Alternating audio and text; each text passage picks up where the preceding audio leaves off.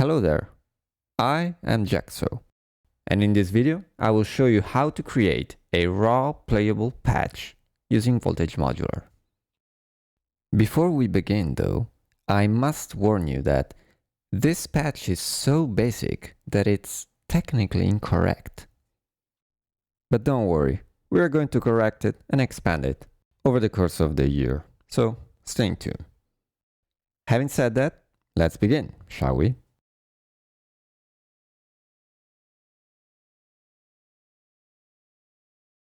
As a first step, we need to load a module. And to do so, we need to use the browser, which is on the left. Here, we can see all the modules that we can use. Since there are many modules, it's often useful to type in the filter box the name of the module that we are going to use. Now, to begin with our raw playable patch, we need at least one oscillator. So let's type oscillator in the filter box.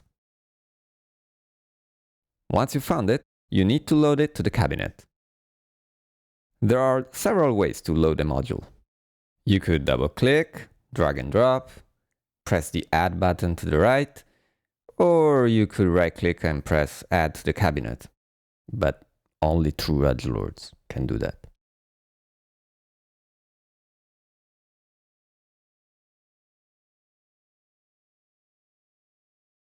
When working on sound design, a very good habit is to ensure that at the very beginning, the main output level is always turned down.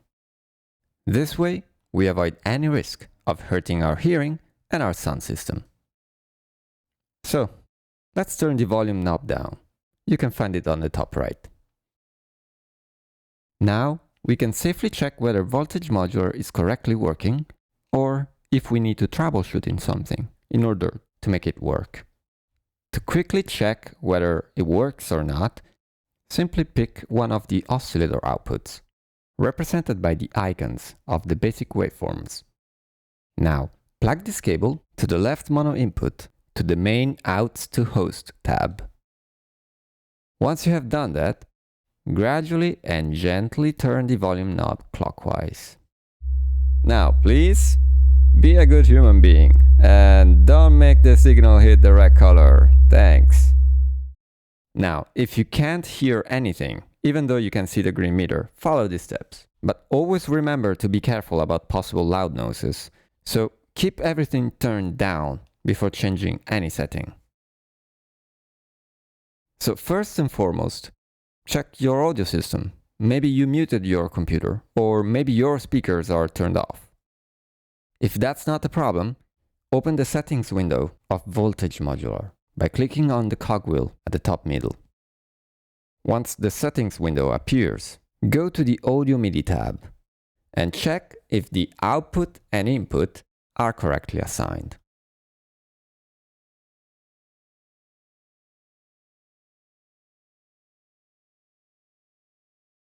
Now, plugging a MIDI keyboard to the computer via USB will allow us to play it via MIDI right away. But if you want to make sure about it, open the settings window again, go to the Audio MIDI tab, and at the bottom you can check whether your MIDI controller is correctly assigned. If for any reason we don't have a MIDI keyboard plugged to our computer, we can use the QWERTY keyboard, which is the computer keyboard itself. To do so, click on the keyboard icon at the top. This way, we will be able to use our computer QWERTY keyboard to input the notes.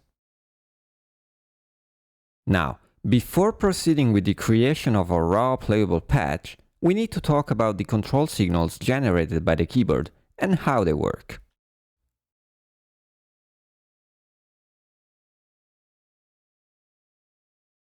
At the top left panel, you can see a tab labeled as CV Sources. This particular tab represents the keyboard module, which, if you remember, is a manual control. And it consists of all outputs of all the many control signals that are generated by the keyboard. These control signals are CV, which Voltage Modular calls pitch, gate, trigger, velocity, aftertouch, sustain pedal, pitch bend, and mod wheel. As you can see, the control signals generated by the keyboard are many. But for the purpose of this lesson, we will only take the first two into consideration, CV and gate. Now, let's talk about the keyboard CV. The keyboard CV is a control voltage that has a different amplitude for each key of the keyboard. Let me show you what I mean. Let's analyze the voltage of the signal by using an oscilloscope. I'm going to load an oscilloscope and then plug the CV of the keyboard to its input. Now, if I press the C2 note, you will see that the voltage amplitude will stay at 0 volt. If I press the C3 note, which is 1 octave higher, the voltage amplitude will increase by 1 volt. So the principle is pretty simple. The higher the note, the higher the voltage. The lower the note, the lower the voltage. So what about the voltage of the notes between the octave? Well, the increases and decreases of voltage will be less than 1 volt, a fraction of 1 volt. This ratio is very important, and it's a standard adopted by the majority of synthesizers, and it can be summarized as 1 volt per octave. So now let's talk about what's the purpose of this signal. We use this control signal to control what frequency is generated by an oscillator. And to do so, we need to plug the cable carrying the CV of the keyboard to the CV1 input of an oscillator. And not just any random CV1 input, but the CV1 input internally connected to the parameter of the frequency of an oscillator. Luckily for us, CV physical inputs are usually located just nearby the parameter to whom they are internally connected to. Therefore, it is intuitive, just like as shown in the picture. But sometimes, this correlation is not that intuitive. Maybe the CV physical input is far from any knob. In that case, the CV physical input is usually labeled with the name of the parameter they're internally connected to, just like as shown in the picture. Anyway, having said that, let's go back and talk about how the CV of the keyboard influences the frequency of an oscillator.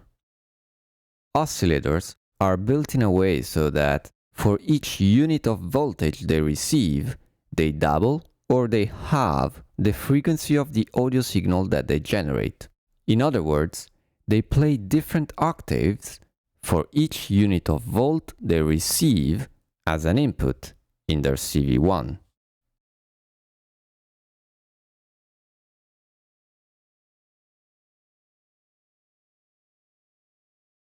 Now, attenuating the amplitude of this control signal by using a CV2 will alter this ratio.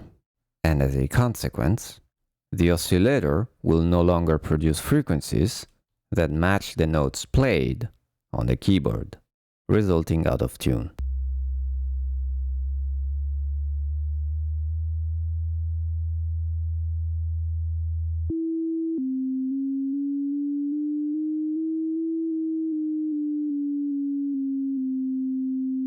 This is the reason why most of the times we want to plug the CV of the keyboard to a CV1 input and not to a CV2.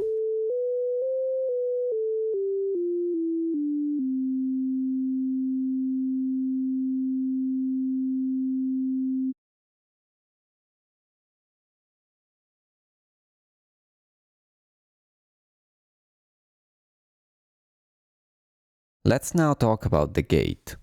The gate is the second control signal generated by the keyboard, and its principle is as follows. When one or more keys are pressed, its voltage amplitude is equal to 5 volts. When no key is pressed, its voltage amplitude is equal to 0 volts. Now, let's load an oscilloscope again and plug the gate signal to its input.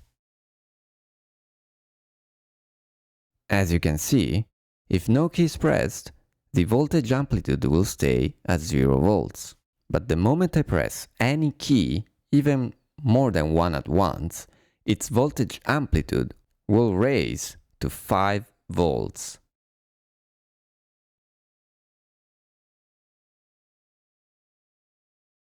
And that's it about the gate signal.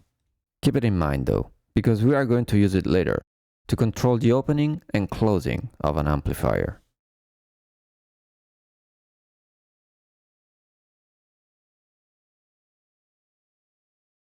Now, let's move on with the creation of our raw playable patch, and let's now plug the keyboard CV to the CV1 input of our oscillator. Note that in voltage modular, the CV1 input for the frequency of the oscillator is labeled as pitch CV. Anyway, congratulations! Now we can turn the volume knob up and play the notes with our keyboard.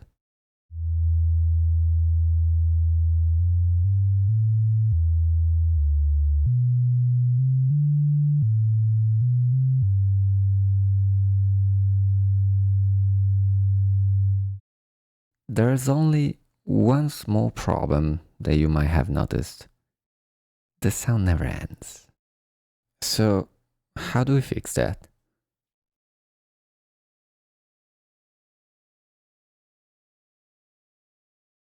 In theory, what we want to achieve is simple. We want the sound to play only when we press and hold a key, and the sound needs to stop whenever we are not pressing any key.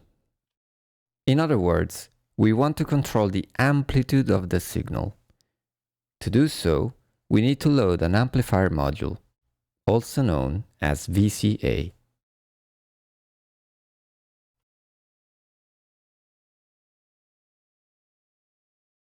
Once we have loaded the amplifier, we want to unplug the oscillator output from the main out, and instead connect the amplifier between the oscillator output and the main out input, like this.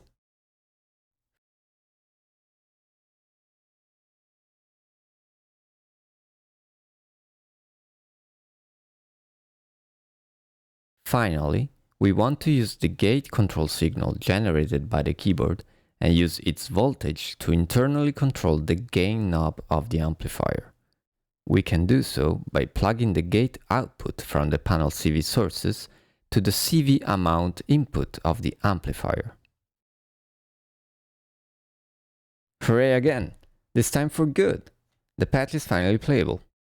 Just remember to turn the volume knob up.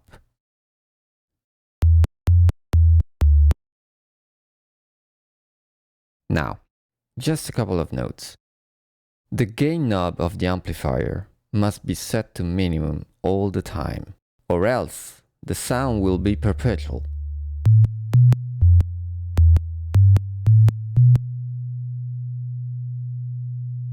We don't need to manually change the gain, since the gate signal will be the one in charge of turning it up and down. As a second point, note how the audio signal generated by the oscillator goes into the top input of the amplifier and not into the CV amount input. I point this out because many students get this wrong and they plug the audio signal into a CV input, which is a concerning mistake. Anyway, that's it for today's video. I hope it was helpful, possibly enjoyable, and I'll see you next time. Do the homeworks.